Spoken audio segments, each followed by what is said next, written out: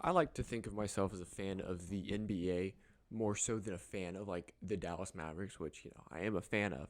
But I like to think of myself as a fan of the NBA because I think there's a reason to watch all 30 NBA teams at least at the beginning of the season. Now I'm not gonna lie and say that I turn into all 82 games of all 30 NBA franchises, but for the first like I don't know, let's say the first like good month or so, I think there's a real good reason to watch all 30 teams. Well, I think there's about 28 teams that I think they're worth watching. There's two teams here that I was really struggling to find a reason why you should watch them. But I mean, there's a reason if they're your favorite team, but as an outsider looking in, what are the reasons you should watch all 30 NBA teams? And boy, do I have them for you. So we'll start out east because I have a weird I take a weird liking to the teams out east more than the teams out west. I mean, I'm wearing a Detroit Pistons shirt. I also love this shirt. Um, First team, the Atlanta Hawks. Young core. You got Onyeka Kongwu, who's a great defender. Trae Young. You got DeJounte Murray now, going to play some good defense. DeAndre Hunter, another good defender. While Trae Young doesn't defend anything, he's surrounded by good defenders. And then John Collins, who I think we might see take another leap forward next year, as kind of making that all-star kind of argument. Now, is he going to make the all-star game? No, but he can be in the argument for like the wild card. Do they call it the wild card? For the wild card spot in the All-Star game. Next up, the Nets.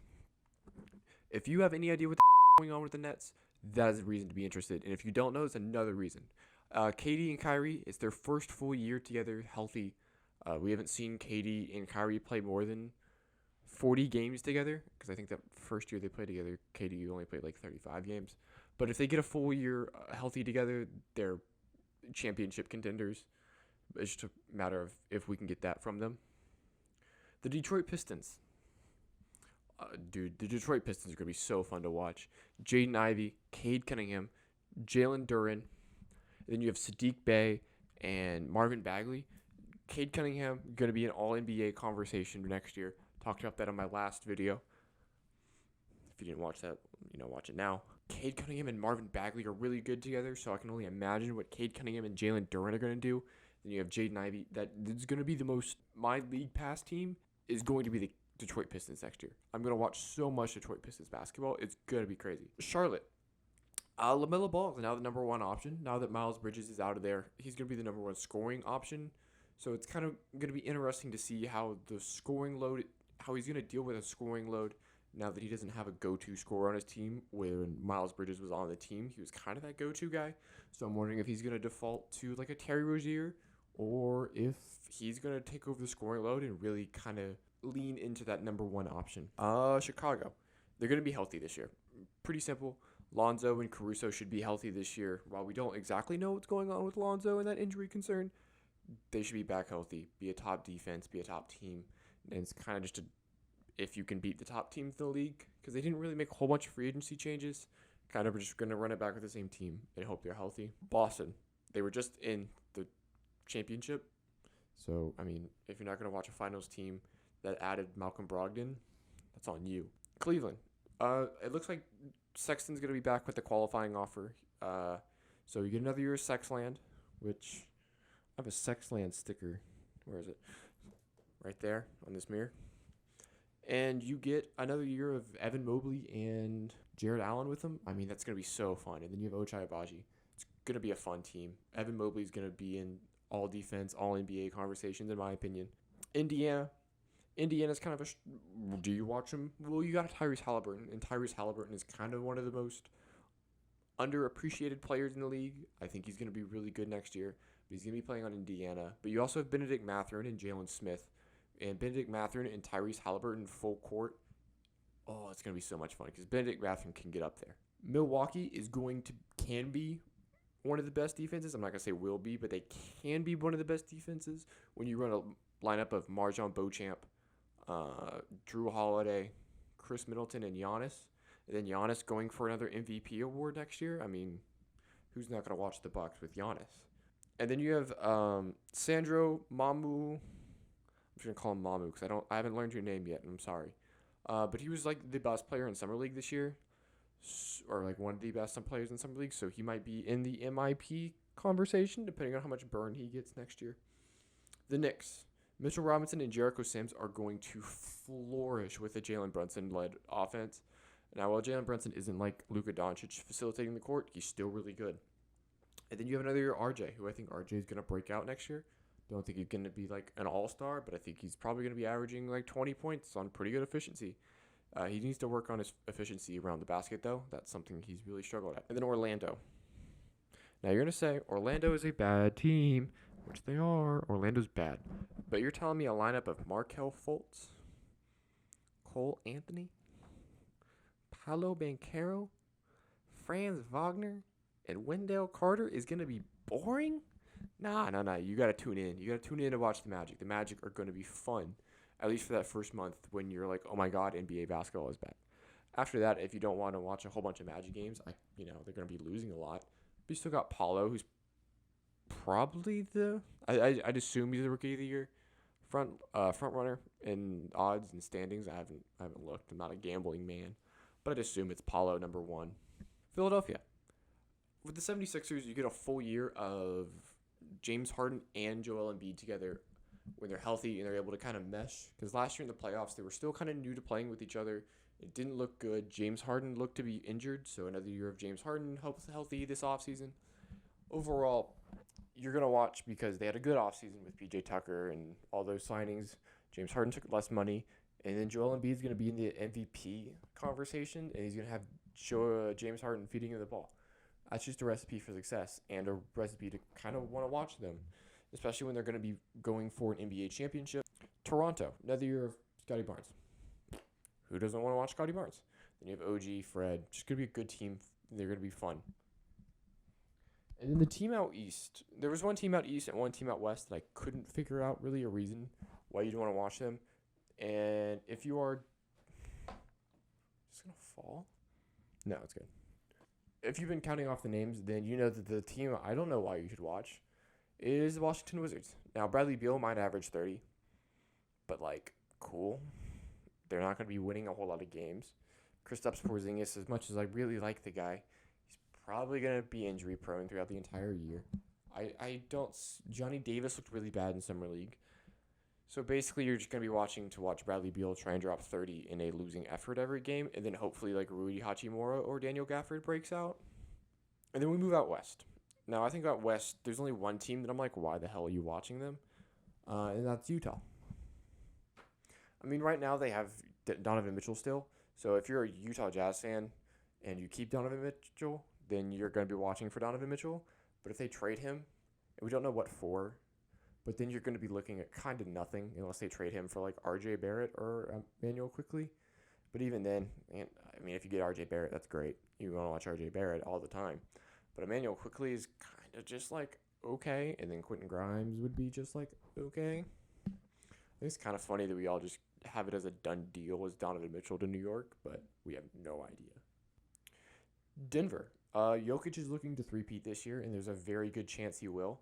I personally don't think he will because I think voter fatigue is a very real thing, and you don't see many MVPs win 3 in a row.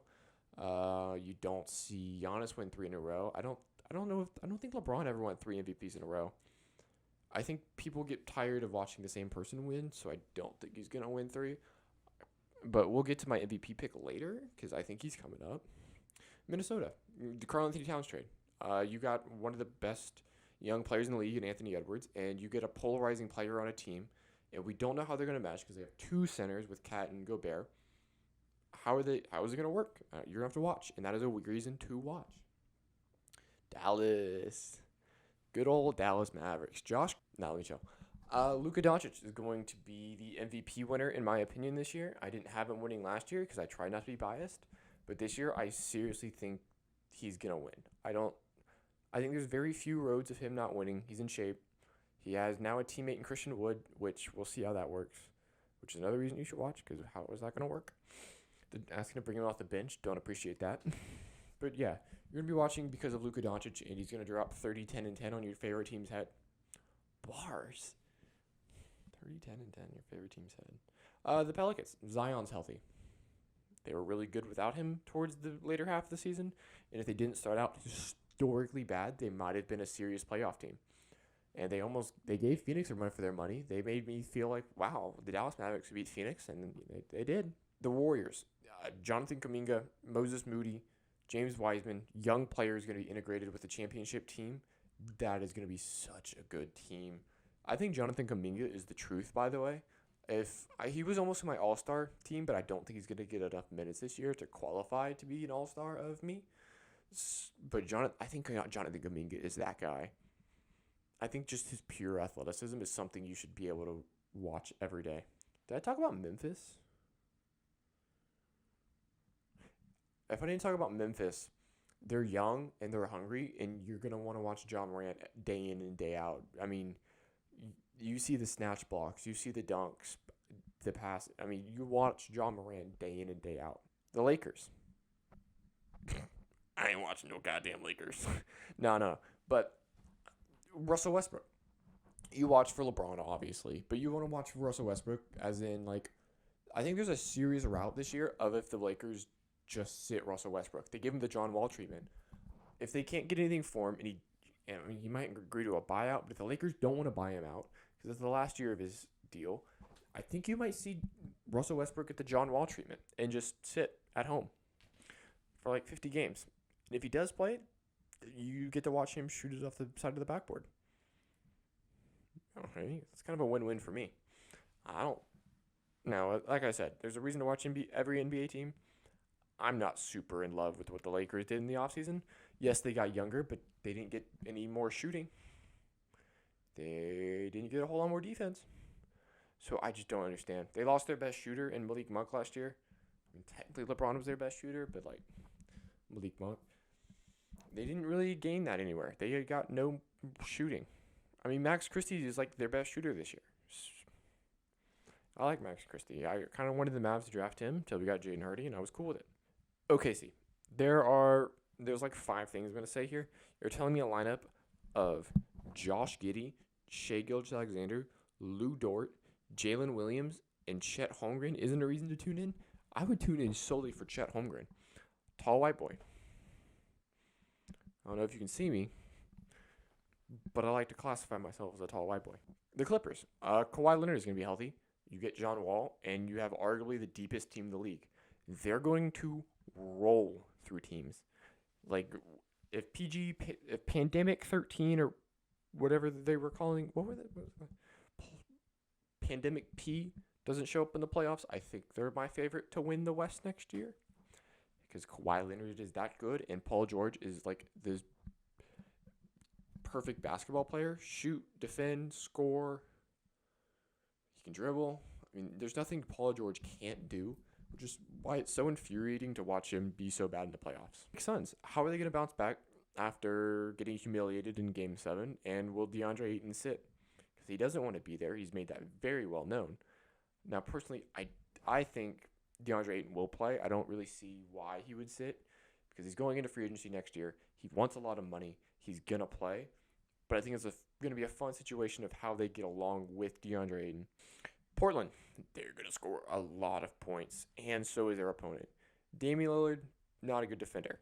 Anthony Simons, not really a good defender. Jeremy Grant, he had his moments. I'm not looking at him to guard your number 1 guy. GP2 is their best defender. You got Nurkic as a center, Nasir Little. Nurkic is they're going to give up like 150 points a game, but they're going to score 150 points a game. So we're going to figure out how that works out. Sacramento. If y'all saw the, Kenny for Real video, the King of the Fourth Quarter video, he went over the players he's buying stocks from. Bro stole my whole flow. He talked about like all the players. He talked about Fox, Onyeka Kongwu, who I thought no one's going to be talking about Onyeka, but he talked about Onyeka. I mean, he talked about like 4 of my players that I was like, yeah, no, you could be watching out for these guys. And now all of a sudden, everyone's going to be watching out for them because he told you, but like Fox, Onyeka, Markelle Fultz, he stole all my players, but it's okay. Anyway, you should be watching the Sacramento Kings because they're going to be pushing for the playoffs next year, and De'Aaron Fox and Domantas Sabonis are really good for some reason. They're like the best pick and roll duo in the league. And then they got a really good offseason with Keegan Murray, Kevin Herter, and Malik Monk. I like Malik Monk. I think Malik Monk's really good. The Spurs. I mean, the Spurs have a lot of young talent. It's inevitable that one of them breaks out with like a 20-point per game season, whether that's like Devin Vassell or Keldon Johnson. Josh Primo might be getting some minutes, which, Josh Primo. Go Josh Primo. Malachi Branham, Jeremy Sohan, he's not going to be scoring 20. But yeah, there's a lot of good young players that have potential in San Antonio. It's just a matter of which one of them is going to be good. But if you're a Spurs fan, it's going to be a long year for y'all. I know you're used to winning a lot of games. You're going to be going after Victor Wembanyama. So, hey, fire up some Victor Wembanyama highlights. It's going to get you through the season. The last team I have to talk about are the Rockets. So like I've done for a couple other teams, I'm just going to read you off a lineup, and you're going to tell me, wow, yeah, that team's going to be really fun. Jalen Green, Kevin Porter Jr., Tari Eason, Jabari Smith Jr., Alfred Sengun. That's going to be a fun-ass team. That's going to be a really fun team. I'm probably going to try and cut this on. This is like the second time I've said I'm going to get this on TikTok, but I'm going to try. I'm actually going to try this time. Because I feel like this is going to be an easier video to edit. Anyway, that's all 30 teams and why I think you should be watching them for at least a little bit. At least give them a shot. At least give them a shot for like a couple games. Because I'm not watching all 82 games of 30 teams, but I'm going to be tuning into a lot of teams because of these reasons. Now, if it's a Wednesday night and I'm watching Utah versus the Washington Wizards, you're not going to be catching me on that game. But this has been Aiden. This has been Empty Stats. I appreciate you watching. Like and subscribe, and I'll see you next time.